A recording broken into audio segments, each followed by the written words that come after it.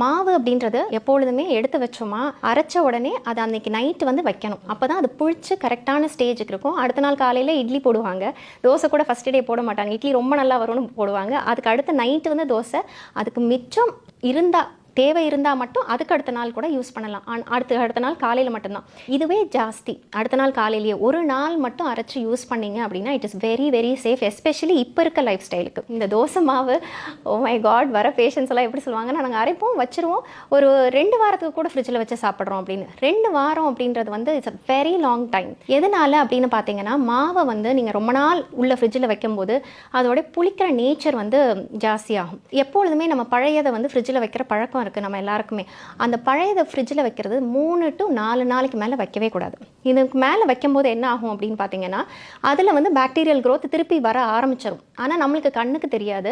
So நீங்கள் வெளியே எடுக்கும்போது கலர் பார்க்குறதுக்கு ஒரே மாதிரி இருக்கும். அந்த டேஸ்ட் கூட கிட்டத்தட்ட ஒரு மாதிரி தான் இருக்கும். டெக்ஸ்டர் எதுவுமே பெருசாக மாறி இருக்காது. ஆனால் அதோட நியூட்ரிட்டிவ் குவாலிட்டி மாறி இருக்கும். அதில் பாக்டீரியல் ஆக்ஷனும் ஜாஸ்தியாக இருக்கும். ஸோ நம்ம என்ன எடுத்த உடனே எப்படி உள்ள ஃப்ரிட்ஜில் வைக்கும் போதே எப்படி வைப்போம் அப்படின்னா பாதி சூடு இருக்கும் போதே நிறைய பேர் டைம் ஆகிடுச்சு நைட்டு தூங்கணுன்றதுக்காகலாம் அப்படியே உள்ளே வைப்பாங்க. அப்படியெல்லாம் வைக்கக்கூடாது. அப்படி வைக்கும்போது என்ன ஆகும்னா அந்த ஹீட் தானே நம்ம சொன்னோம் அதில் தானே பாக்டீரியல் க்ரோத் இருக்கும். ஸோ இந்த ஹீட் பாதி சூடுங்கிறப்ப குழம்பு அது மாதிரி இதெல்லாம் சொல்கிறீங்களா? நல்லா ஆற வச்சு பாலாக இருந்தாலும் சரி எதுனாலுமே நல்லா ஆற வச்சு கூல் டவுன் பண்ணிவிட்டு அதுக்கப்புறம் தான் ஃப்ரிட்ஜ்லேயே வைக்கணும். இதுதான் ஃபஸ்ட்டு ஸ்டெப் நம்ம ஃப்ரிட்ஜில் வைக்கிறதுக்கு பார்க்க வேண்டியது. அடுத்து உள்ளே வச்ச பொருட்களை வந்து நம்ம வந்து எடுத்த பிறகு அந்த சில்னஸ் போகணும். நிறைய பேர் என்ன சொல்லுவாங்க இப்போ சட்னி எல்லாம் வைப்பாங்க அது வெளியே எடுத்து வச்சுட்டு ஆறிடுச்சு சில்னஸ் போயிடுச்சுன்னா அப்படியே யூஸ் பண்ணுவாங்க.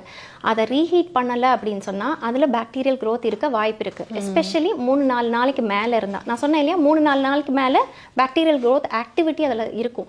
ஸோ நீங்கள் அதை அப்படியே எடுத்து ஒரு வாரம் கழித்து யூஸ் பண்ணீங்க அப்படின்னா அதில் இருக்க அந்த பாக்டீரியாவை சேர்த்து எடுத்துப்போம். இதனால் என்ன எங்களுக்குலாம் ஒன்றுமே ஆகலையே அப்படின்னு நிறைய பேர் சொல்லுவாங்க.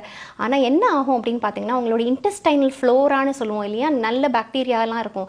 அதெல்லாம் வந்து மெதுவாக இந்த மாதிரி ஃபுட்டு போகும்போது அழிஞ்சிட்டே இருக்கும். இது ஒவ்வொரு பீரியட் பார்த்தீங்கன்னா அதனால அசிடிட்டி வரலாம், ப்ளோட்டிங் இருக்கலாம், இன்டைஜஷன் இருக்கலாம். இதெல்லாம் இதுக்கும் சம்பந்தம்னே யாரும் யோசிக்க கூட மாட்டோம் நம்ம. ஸோ இந்த விஷயம் வந்து எப்படி நம்ம கவனத்துக்கு எடுத்துகிட்டு வரணுமோ அதே மாதிரி வெளியே எடுத்துகிட்டு வந்த பொருளை வந்து ஹீட் பண்ணணும். ஹீட் பண்ணுறது நிறைய மெத்தட்ஸ் இருக்குது. அதில் பெஸ்ட் ஃபார்ம் அப்படின்னு பார்த்தீங்கன்னா ஸ்டீமிங். ஏன்னா இப்போ உள்ளே வைக்கிறது வந்து கட்லெட்லேருந்து நகெட்ஸ் சிக்கன் நகெட்ஸில் இருக்க வரைக்கும் எல்லாம் உள்ளே வைப்பாங்க. வச்சதை எடுத்து அப்படியே டீப் ஃப்ரை பண்ணுவாங்க. நம்ம ஸ்டோரேஜ் கூட பிரச்சனை கிடையாது. எது பிரச்சனை அப்படின்னு பார்த்தோம்னா நம்ம அந்த ஹீட்டிங் பண்ணுறோம் இல்லையா அதில் தான் நம்மளுக்கு நியூட்ரியன்ஸ் லாஸ் வந்து நிறையா நடக்கும். என்ன நியூட்ரியன் லாஸ் ஆகும் அப்படின்னு பார்த்தீங்கன்னா விட்டமின் பி அண்ட் சி அந்த வாட்டர் சால்யூபிள் விட்டமின்ஸ் வந்து குக்கிங் ஏற்கனவே பண்ணும்போது வி வில் லூஸ் இட்.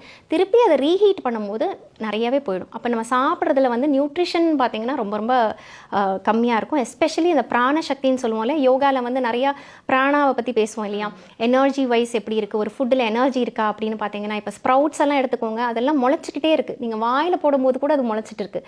அப்போ அதில் வந்து பிராண சக்தி ஜாஸ்தி. அது உயிரோடு இருக்கிற உணவுன்னு சொல்லுவோம். உயிரோடு இருக்குது வாயில் போடும்போது கூட.